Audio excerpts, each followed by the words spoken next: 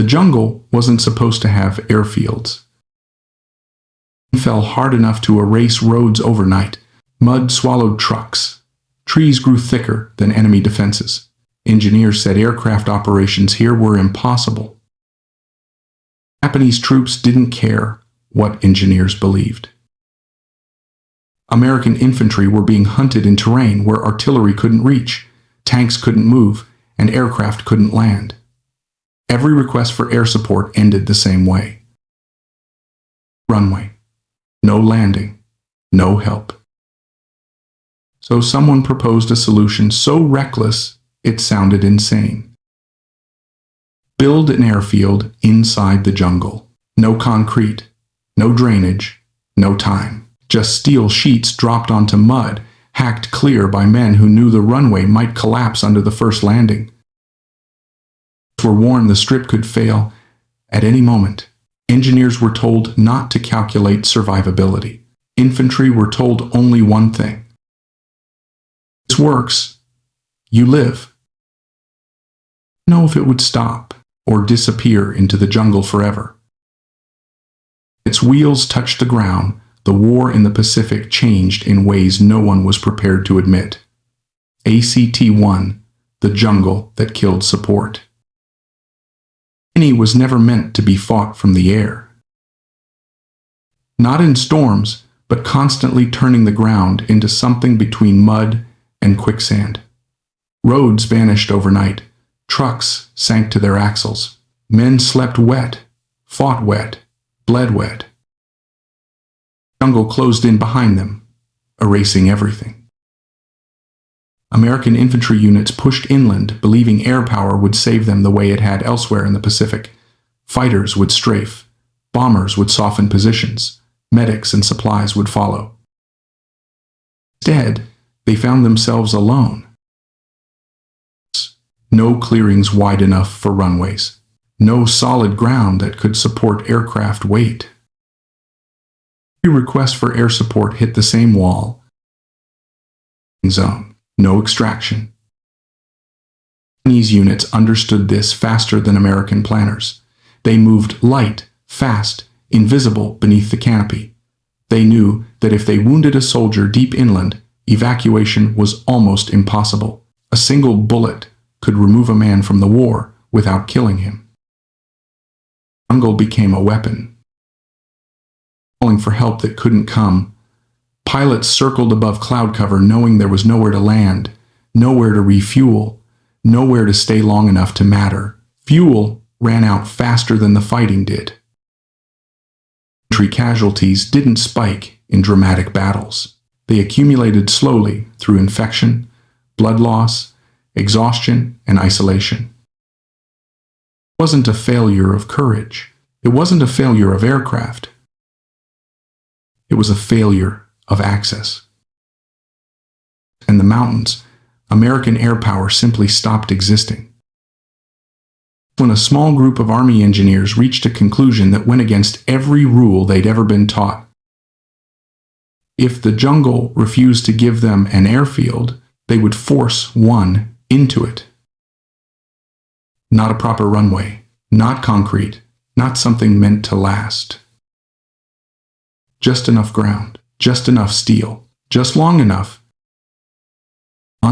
They asked whether it could survive one landing. As if it couldn't, the men ahead of them were already dead. And so, in a place maps barely bothered to name, engineers began cutting into the jungle not to build something safe, but to build something immediate. What they were about to create was never supposed to work. And that was the point. The engineers did not arrive with blueprints. They arrived with machetes, axes, bulldozers that barely worked, and stacks of steel planking never meant for jungles. What they were ordered to build was not an airfield by any peacetime definition. There would be no concrete, no drainage system, no margin for error. One requirement mattered. Land today.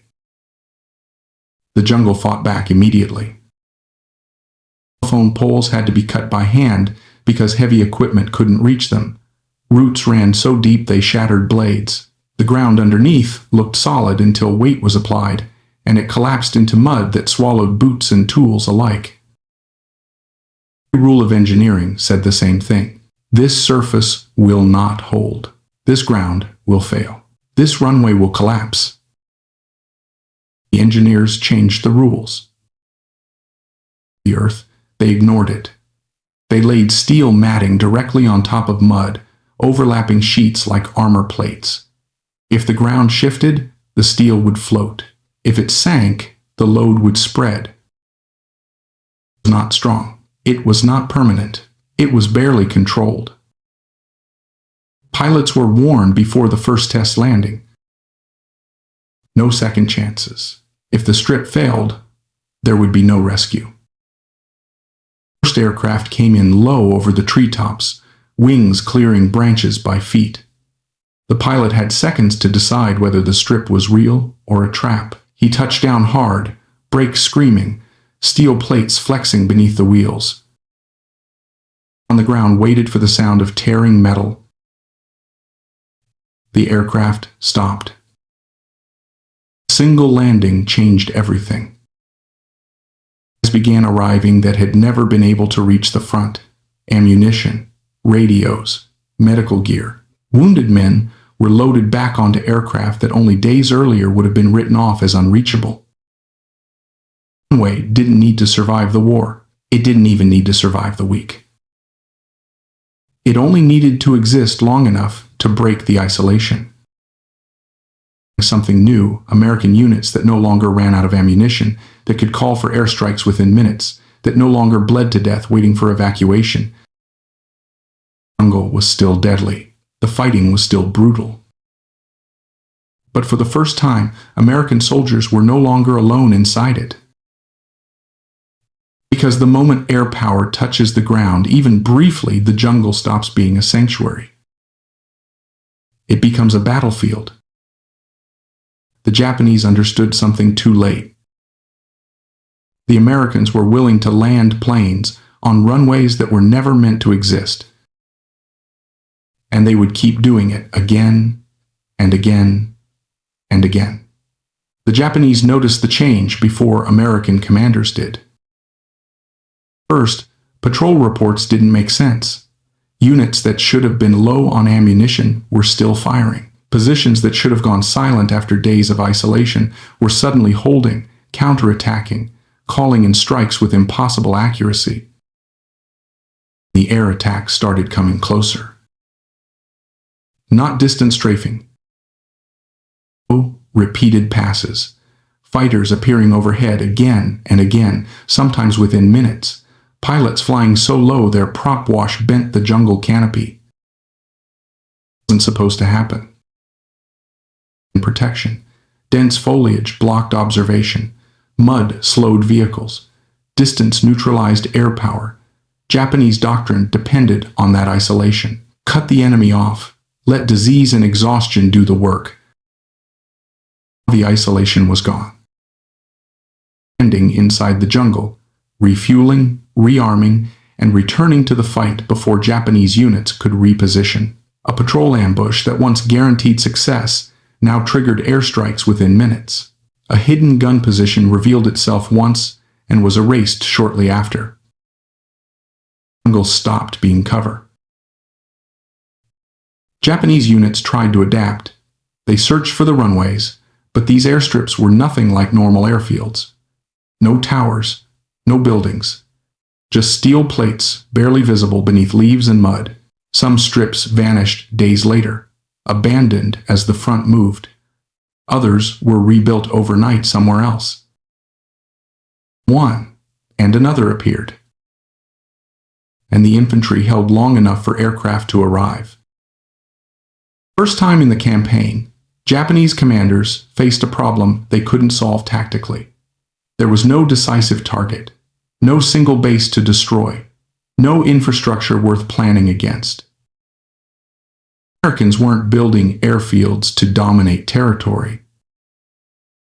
They were building them to erase time.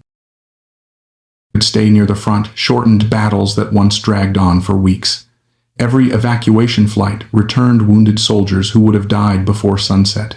Every resupply landing denied the jungle its slow, grinding advantage. Cost was constant risk. Steel plates shifted. Aircraft were damaged on landing. Some crashed. Pilots knew that every approach might be their last, not because of the enemy, but because the ground itself could give way. The system kept working. Not because it was elegant. It was faster than the enemy could react. Understood what was happening. The balance had already shifted. The jungle no longer isolated American forces. Isolated them. The campaign stopped being a war of endurance. It became a war the Japanese could not escape. The jungle did not surrender quietly.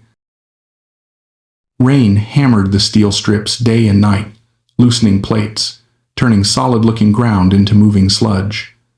Roots pushed upward. Mud swallowed anchoring pins. Every landing threatened to tear the runway apart. Japanese artillery found some of the strips. Mortars walked across steel mats. Shrapnel punched holes through planking never meant to take fire. Bombs cratered sections that had been laid only hours earlier. Any normal war, this would have ended the experiment. Instead, the engineers adapted. Is the way engineers were trained to. They didn't rebuild for durability, they rebuilt for speed. Damaged sections were ripped out and replaced in hours. If the ground underneath failed, they shifted the strip 10 yards to the left and kept going. The runway didn't have to survive tomorrow. It had to survive the next landing. Aircraft crews learned the rhythm. Pilots touched down, knowing the strip beneath them might not exist on their return. Ground crews worked with engines running, refueling and rearming without shutting planes down. Wounded men were loaded, while steel plates were still being dragged into place behind them. Sometimes the runway collapsed anyway. Landing gear snapped. Planes were written off where they sat, cannibalized for parts and abandoned to the jungle. No investigations, no delays. The strip would be built farther forward. Something the Japanese could not counter. There was no fixed target, no base to plan against. By the time intelligence located a runway, it was already being dismantled or replaced somewhere else. Power stopped being a location. It became a behavior. Began facing a new kind of pressure. They could still ambush. They could still wound. But now every engagement risked immediate retaliation from the air. The jungle, once their greatest ally, offered no warning before engines roared overhead. American infantry, the effect was immediate and brutal in its simplicity. Wounded men stopped dying where they fell. Units stopped running out of ammunition. Patrols pushed deeper because retreat was no longer the only option. Runways kept failing. Not because they were strong, but because the system accepted failure as normal. By refusing to protect the runway, the Americans protected the men who depended on it. And in doing so, they proved something the jungle had never allowed before. Air power didn't need permanence to dominate. Yes. By the time commanders tried to count how many jungle airstrips had been built, it was already impossible. Existed for weeks, some for days, some for a single afternoon. There were no plaques, no maps worth keeping. When the front moved, engineers tore the steel back up, loaded it onto trucks or aircraft, and disappeared deeper into the jungle. Behind them, the rainforest swallowed everything: tracks, scars, wrecked aircraft, until it looked as if nothing had ever been there. It was intentional. Territory. They were moments. Moments when air power touched the ground. Moments when isolation broke. Moments when men who should have died were lifted out alive. Japanese commanders never found a way to stop it, bombing one strip, solved nothing. By the time shells landed, aircraft were already operating from somewhere else. The enemy kept trying to destroy places while the Americans kept exploiting time. Time was the one thing the jungle could no longer control. For the infantry, the psychological shift was decisive. They no longer fought knowing help would vanish. They fought knowing that if they held long enough minutes, sometimes seconds, aircraft would return. That knowledge changed behavior. Units advanced harder. Patrols stayed aggressive. Fear didn't disappear, but abandonment did. Runways failed constantly. Mud swallowed plates. Aircraft crashed. Men were killed building strips no engineer would ever sign off on.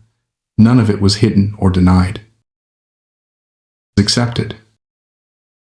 Designed to protect runways, it was designed to erase isolation. At the end of the campaign, the jungle was still deadly. Disease still killed. Rain still fell. The terrain never became friendly. It stopped being decisive. To the edges of the map had learned how to exist without permission. Not safely, not permanently, but close enough to matter. It was the real breakthrough. Conquer the jungle by defeating it. They bypassed it. That in modern war, control doesn't come from building things that last, it comes from building things that appear where the enemy thinks they can't. The airfields vanished. Because once a military accepts that failure is normal, speed becomes a weapon and isolation stops being protection. A runway that was never supposed to exist ended up changing how wars are fought. The jungle airstrips of New Guinea were never meant to be remembered. They left no monuments. They produced no famous commanders. They didn't appear in victory parades or post-war photographs. Them vanished within weeks, steel mats pulled up, aircraft gone, mud and vines reclaiming everything. By the time historians arrived, there was often nothing left to document. Yet, those temporary runways changed the war in ways far more permanent than concrete ever could. What they destroyed wasn't Japanese fortifications. They destroyed isolation. Terrain decided who lived and who died. Mountains, deserts, jungles, oceans. If you could force your enemy into places where support couldn't follow, the outcome became inevitable. Men fought until they ran out of ammunition, medicine, or strength. The ground finished the job. Guinea was supposed to be one of those places. To hide armies. Wet enough to rot supplies. Vast enough to swallow wounded men whole. It punished logistics more brutally than enemy fire. And for a time, it worked exactly as intended. The Americans stopped trying to tame it. Victories over nature. They were refusals to negotiate with it. Engineers didn't ask how to make the ground stable. Pilots didn't ask whether the runway would last. Commanders didn't ask how long the system could be sustained. Asked only one question. Okay? That single shift from permanence to immediacy rewrote the rules. Once aircraft could land inside the jungle, the ground lost its power to isolate. Wounded men were no longer condemned by geography. Units no longer collapsed because supplies couldn't reach them. Japanese tactics that relied on attrition and exhaustion stopped working, not because they were flawed, but because the environment they depended on had been bypassed. Power stopped being something that arrived from afar. It became something that lived nearby, even if only briefly. Not that they enabled air support, but that they removed the enemy's ability to wait. Japanese units could no longer assume time was on their side. Every engagement risked immediate retaliation. Every ambush risked aircraft overhead before the smoke cleared. The jungle stopped being a shield. And this is where the story stops being about World War II. It is not technological. It is psychological and systemic. Americans succeeded not because they built better runways, but because they accepted something most organizations resist instinctively: failure as a normal operating condition. Runways failed. Aircraft crashed. Steel sunk into mud. Men were killed building strips that lasted days. That stopped the system. It absorbed failure instead of preventing it. It's the lesson that separates resilient forces from brittle ones. Brittle systems demand perfection. They collapse when conditions deviate from planning. They require stability, predictability, and time. Resilient systems expect chaos. They trade durability for speed. They replace what breaks faster than the enemy can exploit it. Jungle airfields were fragile. The system behind them was not. And that difference decided the campaign. New Guinea was still a brutal place. Men still died of disease. Rain still erased roads. The jungle never became friendly. It stopped deciding outcomes. Project power without owning the ground. How to operate without fixed bases. How to make geography irrelevant, even temporarily. The idea would echo forward. Warfare in Korea and Vietnam. It would influence modern expeditionary doctrine. It would redefine how militaries think about access, basing, and time. From runways that were never meant to last is how uncelebrated this achievement remains. Medals were awarded for laying steel on mud. No statues honor the pilots who landed on strips that might collapse beneath them. No famous speeches praise the engineers who built airfields designed to fail. Thousands of men lived because of those choices. They lived because someone accepted that the ground did not need to be conquered, only used briefly. They lived because someone decided that being there, imperfectly, was better than being absent, flawlessly. Is the uncomfortable truth at the heart of this story. Victory does not always come from strength. It does not always come from control. It does not even come from survival. Sometimes, victory comes from refusing to let circumstances decide who gets help and who doesn't. The jungle airfields disappeared. The steel was reused. The planes moved on. But the idea endured. The most important lessons of modern war. You don't have to defeat the environment. You only have to deny it the power to decide your fate. That is how a runway that should never have existed ended up saving lives and changing how wars are fought forever. The jungle was never defeated. This is the mistake most histories make. It did not become predictable. It did not stop killing men. Changed was something far more important. The jungle stopped deciding outcomes. Terrain was destiny. Mountains dictated campaigns. Rivers fixed front lines. Deserts swallowed armies without firing a shot. Commanders learned to respect geography because geography punished arrogance without mercy. Guinea was one of those places. It did not need fortifications. It only needed time. Men rotted alive. Wounds festered. Supplies disappeared into mud. Radios failed. Units dissolved without ever being decisively beaten. Guinea's doctrine understood this perfectly. They did not need to destroy American units. They only needed to separate them from support and let the environment finish the job. Time, it worked. Fields so dangerous as a lesson because they did not solve the problem in a conventional way. Refused to fight it. Stopped asking permission. Every military system is built around assumptions. Some are explicit, most are invisible.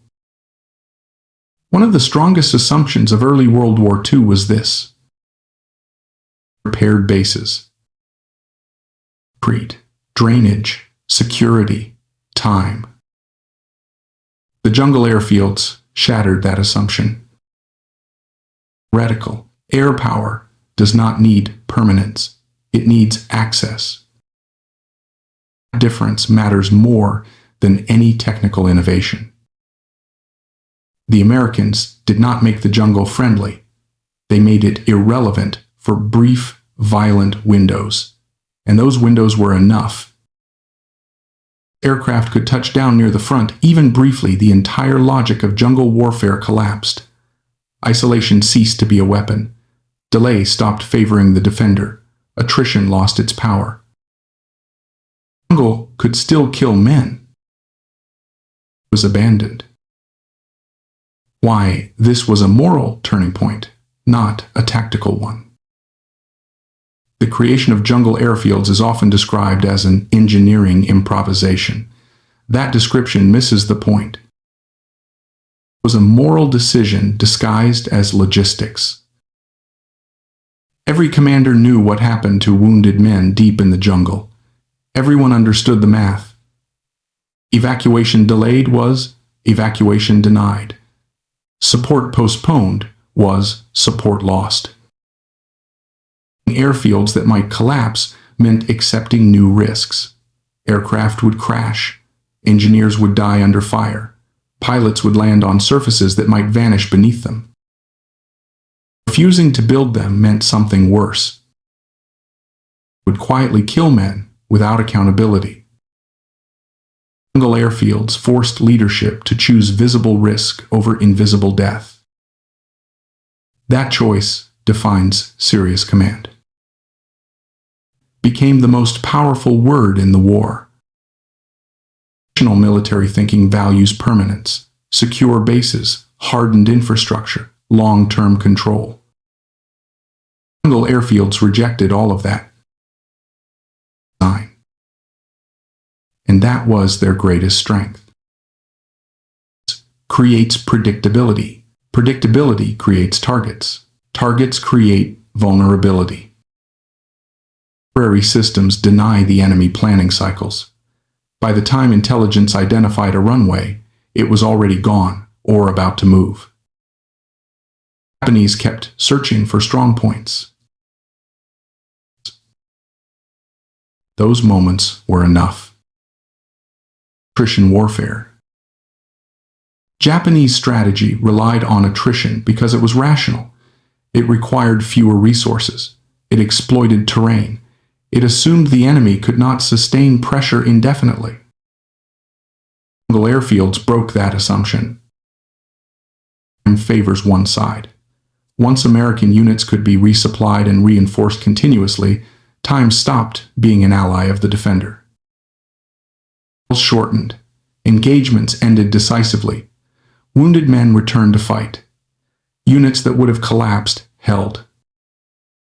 Jungle still killed. Quietly. Why? No one wanted to celebrate this. Fields rarely appear in popular histories. Are uncomfortable. Systems instead of heroes. They emphasize logistics over valor. They reward acceptance of loss rather than avoidance of danger. Expose an ugly truth. Saved by decisions that look reckless on paper. Makes institutions uneasy. Bravery under fire. Jungle airfields celebrate men laying steel in mud under the assumption that the ground will fail. That kind of courage does not photograph well. Or pain. True innovation was not the steel matting. It was the system behind it. A system that assumed engineers would be killed and kept functioning anyway. Resilience. Brittle systems break when plans fail. Resilient systems expect plans to fail. The jungle airfields were never reliable. The network that replaced them was. Why this lesson outlived the war? The airfields vanished. Steel was reused. Engineers went home. The jungle closed over everything. The idea survived. Warfare, in forward arming points, in expeditionary doctrine, in modern distributed basing concepts. Every time a military chooses presence over perfection, speed over safety, access over control, it echoes New Guinea. Environment does not need to be conquered. It only needs to be denied the right to decide outcomes. The final, hard truth. Did not make war cleaner. They made it honest. Men would die no matter what. The only question was whether death would come from enemy action or from delay and isolation. Shifted responsibility back onto leadership. They forced decisions. Not because they were clever, not because they were innovative, but because they refused to let silence, distance, and terrain choose who lived. The jungle never surrendered. At the moments when it mattered most. In war, that is often enough. Controlling the ground forever. You win by refusing to be controlled by it, even briefly. It's the legacy of runways that were never meant to exist. The jungle airfields of New Guinea force us to confront a truth most militaries and most societies try to avoid. Control is overrated.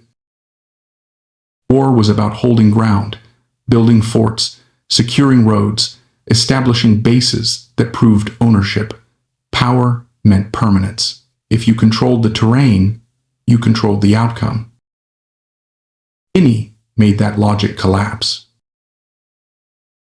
No matter how much effort was poured into roads or camps, the jungle refused to be controlled. It rotted supplies, erased tracks, drowned machinery, and killed soldiers who never saw the enemy. The harder armies tried to dominate it, the more it punished them.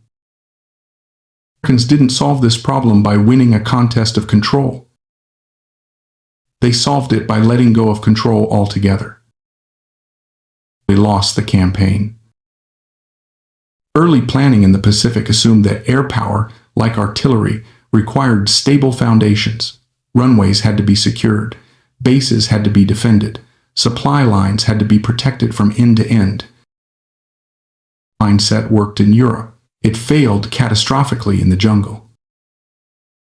The cost of trying to secure permanence in New Guinea was measured not in territory lost, but in men abandoned beyond reach of help. Every mile inland stretched logistics thinner. Every delay increased the chance that wounded soldiers would die before evacuation was possible. Americans were not losing because they lacked strength. They rested on certainty. Jungle airfields marked the moment when certainty was officially abandoned. Choosing reach over ownership. Jungle were not bases. They were not meant to be held. They were not defended in the traditional sense. Many were barely marked, poorly camouflaged, and impossible to fortify properly. Existed to do one thing: extend reach for a few critical hours or days. This shift from ownership to reach was revolutionary. This ground, commanders began asking, can we use this ground right now? Single change unlocked everything else. The rear area, they needed proximity. Infantry no longer needed long supply lines. They needed short bursts of access. Engineers no longer built for longevity. They built for immediacy. Jungle airfields were not about winning space. They were about stealing time. Time was the real enemy. Japanese forces relied on time as a weapon. They knew that if they delayed American advances long enough, the environment would do their work for them. Disease, hunger, and exhaustion, with thin enemy ranks without costly engagements. Jungle airfields broke that logic. Close to the front, Americans shortened every timeline. Resupply happened sooner, evacuation happened earlier, reinforcement happened faster. The long, grinding waits that defined jungle warfare disappeared. It didn't make battles easier. And in war, shorter fights almost always favor the side with greater industrial and manpower reserves. Compressing time, the Americans turned Japanese patience into a liability. The uncomfortable trait nobody wanted to admit. Story without acknowledging its cost. Jungle airfields killed people. Stable surfaces. Engineers were killed by artillery and accidents. Pilots landed, knowing there was no margin for error. Runways collapsed. Men died not because of enemy action, but because the system accepted risk openly. It was not accidental. The choice was never between danger and safety. It was between who faced danger. Risk be concentrated among infantry trapped deep in the jungle, or redistributed among engineers and air crews operating closer to support. Jungle airfields spread danger across the system instead of letting it accumulate silently at the front. That redistribution saved lives overall, even though it guaranteed tragedy in specific moments. This is why the decision remains so difficult to celebrate. That leadership in war is not about eliminating death, but about deciding where death falls. Why failure became a feature, not a bug. Traditional military planning treats failure as something to be avoided at all costs. Plans are evaluated by how well they prevent breakdown. Jungle airfields inverted that logic. Runways would fail. Aircraft would be lost. Engineers would die. Nothing would last. Instead of resisting that reality, the system was built to recover faster than failure could spread. A collapsed runway didn't halt operations. It triggered relocation. A destroyed strip didn't end air support. It shifted it. Losses were not investigated before action resumed. They were absorbed and replaced. Mindset expecting failure rather than denying it was the true innovation. It allowed the Americans to keep functioning in an environment that punished rigidity. Why the enemy could not copy the solution? Why the Japanese did not adopt similar tactics? It was uncomfortable. Japanese industry lacked the excess capacity to treat aircraft, pilots, and infrastructure as replaceable. Losses mattered too much. Failure was catastrophic rather than tolerable. Jungle airfields worked because the Americans could replace what was lost faster than the enemy could exploit it. It reveals a deeper truth. Set alone, it is an economic condition. Only a system with surplus can afford to accept risk openly. The quiet death of traditional front lines also blurred the meaning of a front. Air support no longer came from behind secure lines. It came from within contested areas. Bases appeared and vanished. Rear and front collapsed into each other.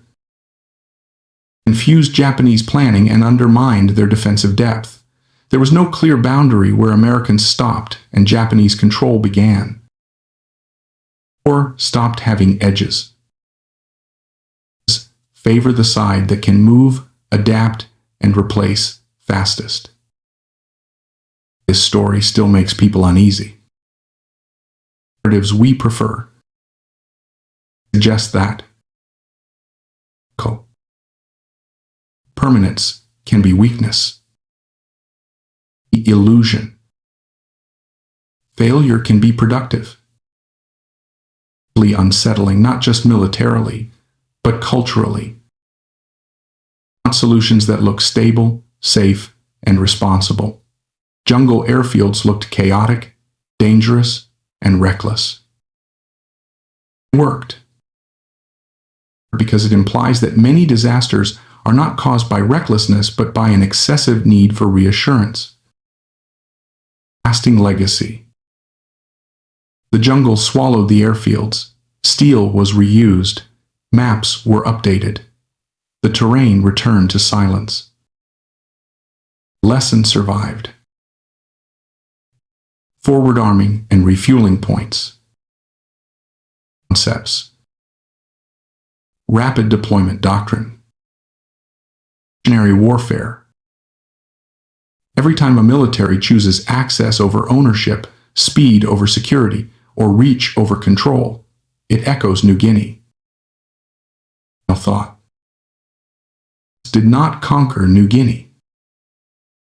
They did something far more radical. Control is not required to win.